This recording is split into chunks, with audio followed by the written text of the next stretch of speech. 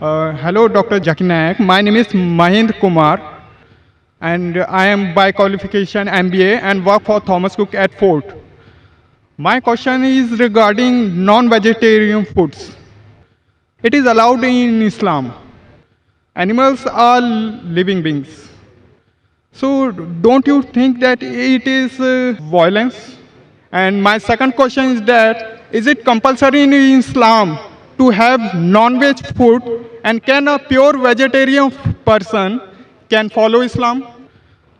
Mr. Mahesh Kumar has asked a very good question. He said that in Islam you all have non-veg food, you all kill animals. Why does Islam give permission to kill living creatures? And can a Muslim be a pure vegetarian? Brother, before I answer the question, I'd like to tell you, a Muslim can be a very good Muslim even by being a pure vegetarian. It is not compulsory in Islam that you should have non-veg food. It's not compulsory. But since Allah says in the Quran and gives permission for a person to have non-veg food, in Surah Ma'idah chapter number 5 verse number 1 it says that eat of the four-footed animals which have been made lawful for you. It's mentioned in Surah Nahl chapter 16 verse number 5 that you can eat the meat of the cattle. It's mentioned in Surah Mu'minun chapter 23 verse number 21 that in the cattle we give you a drink which is good for the humankind, and of the meat you can eat. So when Almighty God gives you permission to eat the meat of the lawful animals, then why should we not have? Now coming to the logical reason why Islam permits you to have non-veg food.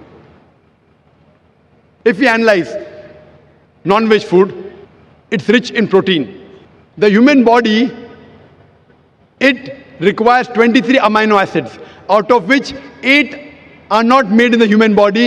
It should be given by external diet, which are known as essential amino acids. Now these all 8 essential amino acids are present in no kind of vegetable food together.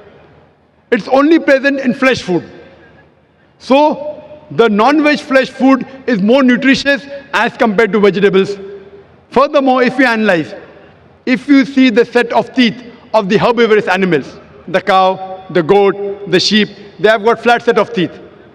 They only have vegetables, they don't have flesh food. If we analyze the set of teeth of the carnivorous animals, the tiger, the leopard, the lion, they have got pointed set of teeth. They have canine set of teeth. They only have flesh, they don't touch vegetables. If you analyze the set of teeth of the human beings, if you go in the mirror and see, we human beings, we have got flat teeth as well as pointed teeth. If Almighty God wanted us to have only vegetables, why did He give us this canine teeth? Why did He give us this pointed teeth? For what? But naturally to have non-veg food, to have the flesh food.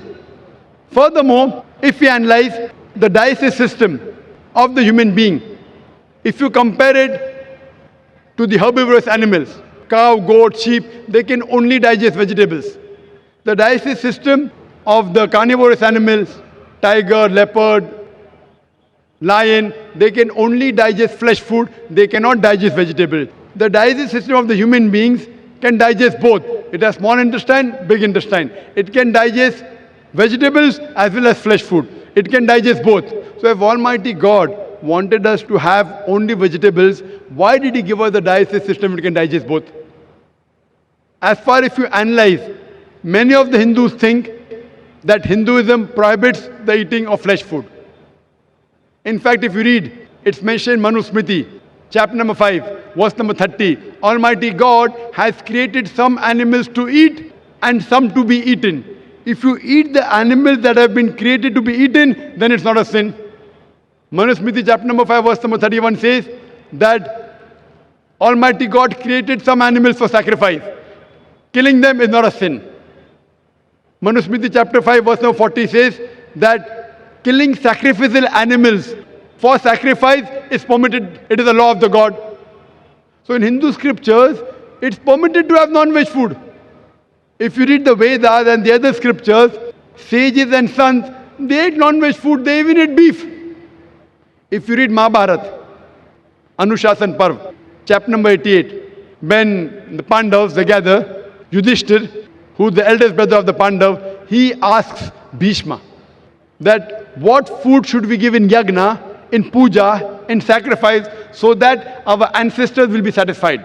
So Bhishma replies that if you give herbs and shrubs and vegetables, our ancestors will be satisfied for 1 month. If you give them fish, for 2 months.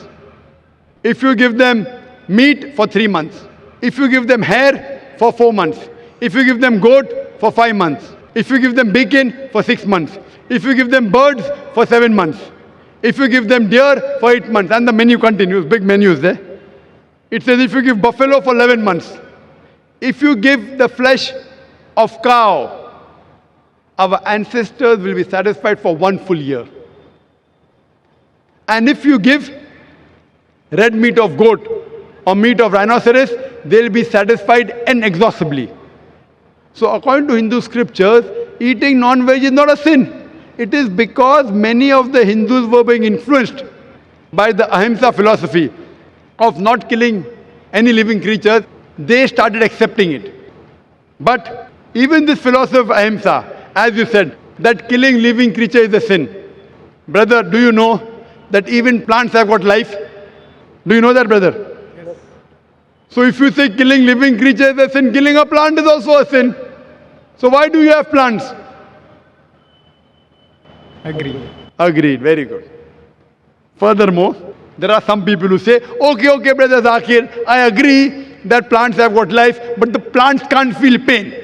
Therefore, killing a plant is a lesser sin as compared to killing an animal. The point to be noted is that today science has advanced and we have come to know even the plants can feel pain. But the cry of the plant cannot be heard by the human being because human beings hear, the frequency that they hear is from 20 cycles per second to 20,000 cycles per second. Anything below and above this range you cannot hear. So there was a farmer in America who converted the cry of the plant into the human frequency, and you could come to know when the plants were crying, when they wanted water. There's another person who came and argued with me and told me, Brother Zakir, I agree with you that plants have got life, plants can feel pain, but the plants have got about 2 senses less as compared to the animals. Therefore, killing a plant is a lesser sin as compared to killing an animal. I'm asking you the question, brother. Suppose your brother, your elder brother, he is born deaf and dumb. After he grows up, and someone comes and kills him. So will you go and tell the judge, me Lord, give the murderer less punishment because my brother had 2 senses less. He could not hear, he could not speak. Will you say that? In fact, you will say, give the murderer double punishment. He could not hear, he could not speak. My brother was masoom, he was innocent. So in Islam, it does not work like that, 2 senses or 3 senses. The Quran says in Surah Baqarah, chapter number 2, verse number 168, eat of the good things we have provided to you. As long as the food is halal, it's tayyib for you, you can have it. And furthermore, I personally have got no problem if the non-Muslim don't have non-veg. I've got no problem. Only if they tell me eating non-veg is a sin, it's a crime, that's the time I give the reply. Otherwise, if the non-Muslims in India, they don't have non-veg, it's beneficial for me. If all the non-Muslims in India start having non-veg, then the prices of mutton and beef will rise. It'll be more expensive for me to have it. So personally, I've got no problem. Hope that satisfies your question, brother. Yeah, definitely, sir. So now, if you want, you can yet be a good vegetarian. If you want, you can eat non-veg also. Eating non-veg will keep you more healthy. You can have, but even if you want to be a pure vegetarian, it's not a sin. Hope that answers the question, brother.